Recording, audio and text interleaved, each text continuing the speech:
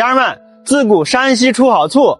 今天我跟一麦来到了我们山西永济张营小米醋的工厂来溯源，它是我们山西省非物质文化保护遗产工艺，然后有1500多年的历史。大家可以看到门口这几个大缸特别的壮观啊！走，一麦，我们进厂里去看看。这个山西的醋有2种，一种是固态发酵，一种是液态发酵。咱们这个呢叫液态发酵法。咱们这项工艺呢被评为了山西省非物质文化遗产的保护工艺，现在是省级的遗产保护工艺。就是在这个缸里头用这个土泥把这个缸封住，液态发酵最少需要180天才能变成醋。它这个原料啊非常简单，就是水、小米、大麦和豌豆。没有任何的化学添加剂。是吃上健康，比较健康。所以他们都说运城凉菜好吃的秘密就是加了张营小米醋。是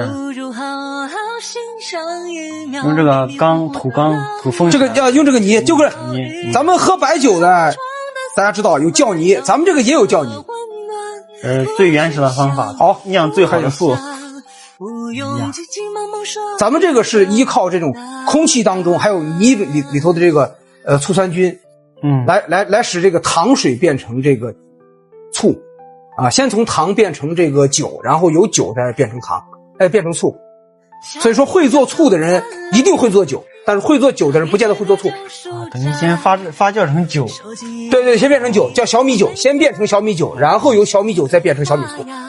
刚看闻着好香，闻到这个味儿。然后呢，这个后期再经过一个陈酿，就像咱们有的醋是几年的醋，然后你可以再陈酿。为什么现在很多厂子不愿意用这种方式去做醋？就是因为这种做醋法呢，就是时间周期太长了。但是就是因为它麻烦，做出东西好。对，家人们，今天很有幸啊，老板让我们自己开一缸醋。这个醋已经陈酿了1年了。哎呀，我好担心把这个缸打破啊！师傅，你过来指导一下我们。这么大啊！姨妈姿势不对。这个是讲究技巧的。这边可是浇下去，浇下去的仪器浇下去啊。然后往外。我也吹水罐子。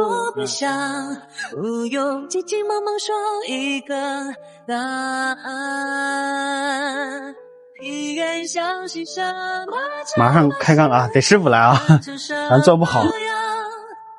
偶尔难题加点重量，越要轻轻的旋转，所以无论如何记得保管小小的狂欢，笑就好，哭也好，今天就是明。哇，好香啊这个醋。哇，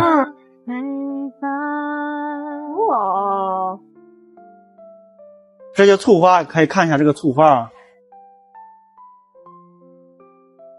组织嘛，就是我小时候也一直吃这个醋。咱这个醋已经有多久了？从什么时候开始做的？咱们家已经做了2代人了。2代人，对，做了2代人。从就是您父亲那一代。对啊，我父亲做醋，我也做醋啊，然后就是传承给你。对，传承给我。那你就是为什么让你有这个想法，一直坚持做这个醋？为什么我要坚持做这个醋啊？对，原因就是因为我如果不做这个醋的话，老百姓就吃不到这么干净、这么健康、没有添加剂的好醋了。是，我们去超市看到各种食品，尤其是调味品，添加了苯甲酸钠、山梨酸钾等等的这一系列的防腐剂，这些东西对人体是没有好处的。对，而我们这种醋呢，它是慢发酵，在这个缸里要发酵180天。是，只有水、小米、大麦和豌豆。这种老工艺做出来的醋呢，干干净净。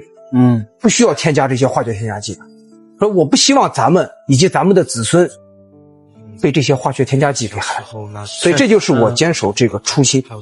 是不容易。我一股跑去上尾，站在门口跟他犟嘴，同样的歌谣我继续在唱回，走过池塘边的浪水，只顾盯着我的小灵通，没写完作业他催促的追，老爷看着他的小屏风，多年之后上面也积了灰，以为长大自己能够担着天，原来如此渺小碰不到边。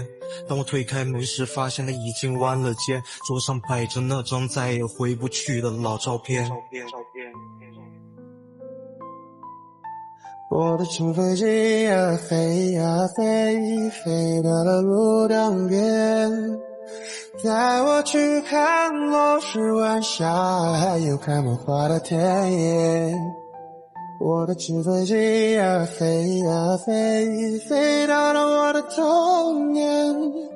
那时的母亲还没长出白发，人群中如此耀眼。飞呀飞呀飞呀飞呀，带领我去看看我的家乡。飞呀。